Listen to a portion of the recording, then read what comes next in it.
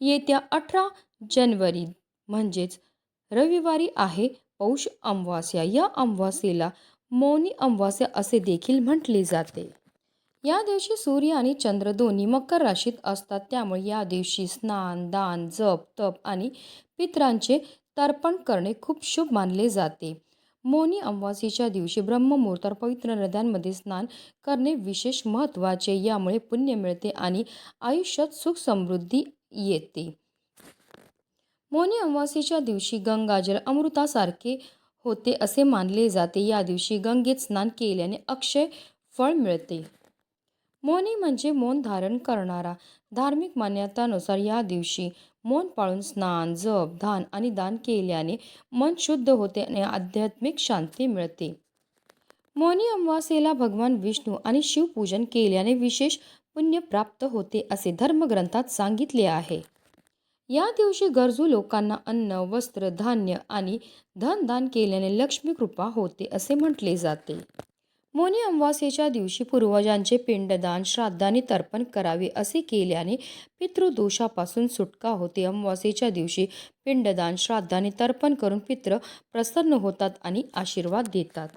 असे मानले जाते की अमावास्या हा दिवस आहे जेव्हा पूर्वज आपल्या वंशजांना भेटण्यासाठी पृथ्वीवर येतात. अशा स्थितीत या दिवशी उपवास केला पाहिजे. तसेच आपल्या पूर्वजांच्या नावाने दान, धर्म आणि अन्नदान केले पाहिजे. असं केल्यामुळे आपले पितृ आपल्यावर प्रसन्न होतात.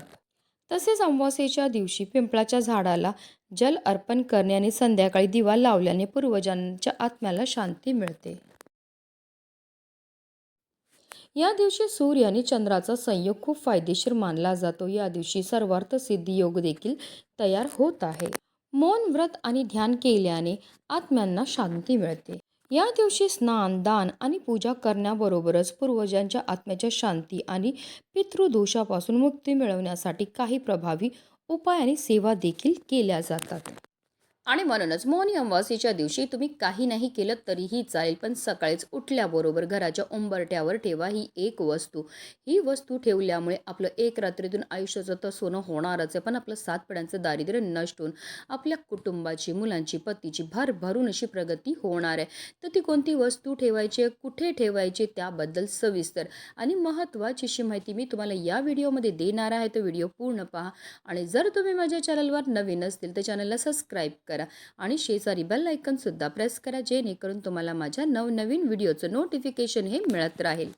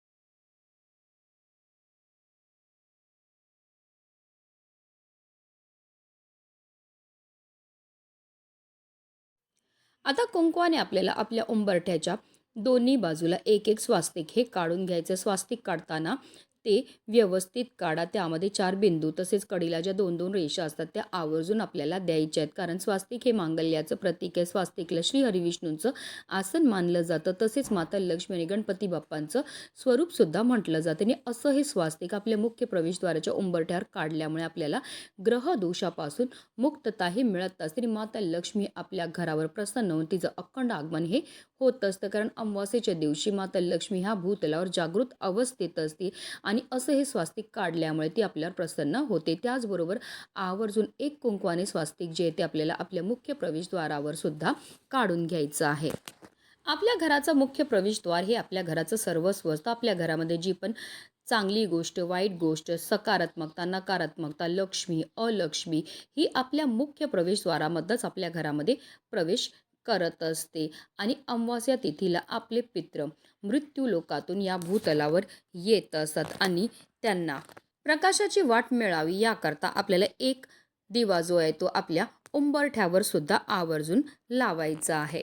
आता हा जो दिवा आपण घेणार तो म्हणजे आपल्याला मातीची पंती घ्यायची, कारण मातीच्या पंतीमध्ये सकारात्मक अशा लहरी असतात. त्या मातीच्या पंतीमध्ये आपल्याला 2 वातीची 1 वात करून लांब वाती टाकायची. तसेच त्या मातीच्या पंतीमध्ये आवर्जून आपल्याला तिळाचं किंवा मोहरीचं तेल हे टाकायचं आहे. आता असा हा दिवा आपल्याला प्रज्वलित करून घ्यायचा आहे आणि घेऊन जायचं आपल्या मुख्य प्रवेशद्वाराच्या बाहेर.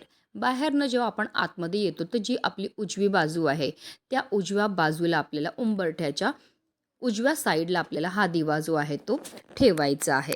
आता दिवा डायरेक्ट जमिनीवर ठेवू नका. थोडेसे तांदूळ ठेवा आणि त्यावर आपल्याला हा दिवा जो आहे तो ठेवायचा आहे. ज्या घरामध्ये असा हा दिवा आपल्या पितरांकरता लावला जातो त्या घरावर त्यांचे पितृ हे प्रसन्न होत असतात. आणि ज्या घरावर त्यांचे पितृ प्रसन्न होत असतात त्या घरामध्ये कोणत्याही प्रकारचा पितृदोष निर्माण होत नाही. त्या घराची चहूबाजूने भरभरून प्रगतीही होत असते. तसेच त्या दिव्याच्या बाजूला आपल्याला एक ग्लास भरून पाणीसुद्धा ठेवायचं आहे. त्याचबरोबर अमावास्येच्या दिवशी आवर्जून आपलं स्वयंपाकघरसुद्धा आपल्याला स्वच्छ ठेवायचं आहे. कारण स्वयंपाकघरामध्ये माता अन्नपूर्णेचा वास असतो. आपली जी गॅसची शेगडी असते ती आपल्याला स्वच्छ पुसून घ्यायची आहे आणि त्यावर सुद्धा आपल्याला एक कुंकवाने स्वास्तिक हे काढून घ्यायचं आहे. असं हे स्वास्तिक आपल्या स्वयंपाकघरामध्ये काढल्यामुळे आपल्या घरामध्ये असणारी जेवढी पण नकारात्मकता, इडापिडा, दोष, अलक्ष्मी असते घरातनं ती काढता पाय करून निघून जाते.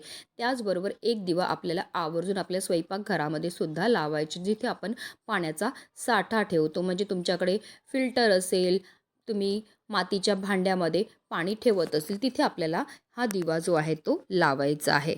आता आपल्याला एक मातीची पंती घ्यायची, त्यामध्ये 2 वातीची 1 वात करून लांब वात टाकायची. त्यामध्ये आपल्याला तिळाचं किंवा मोहरीचं तेल टाकायचं आणि असा हा दिवा प्रज्वलित करून आपल्याला आपल्या स्वयंपाकघरामध्ये जिथे आपण पाण्याचा साठा ठेवतो तिथे दक्षिण दिशेला वात होईल असा लावायचा आहे. असा हा दिवा लावल्यामुळे आपले पितृ आपल्यावर प्रसन्न होतात आणि आपल्याला सुखी संसाराचा ते आशीर्वाद देत असतात. तसेच आवर्जून अमावास्येच्या दिवशी आपल्या देवघरातील देवांची सुद्धा आपल्याला स्वच्छताही करून घ्यायची. त्यांना दुधाने अभिषेक घालून त्यांना शांत हे करून घ्यायचं आहे. आणि त्यानंतर आपल्याला विधिवत देवपूजाही करून घ्यायची. अशा रीतीने मौनी अमावास्येच्या दिवशी आपल्याला हे छोटे छोटे उपाय जे आहेत ते सकाळीच करायचे आहेत. म्हणूनच व्हिडिओ जास्तीत जास्त लोकांपर्यंत शेअर करा, जेणेकरून प्रत्येकाच्या आयुष्याचं कल्याण हो हीच मनामध्ये इच्छा. श्री स्वामी समर्थ. जय जय स्वामी समर्थ.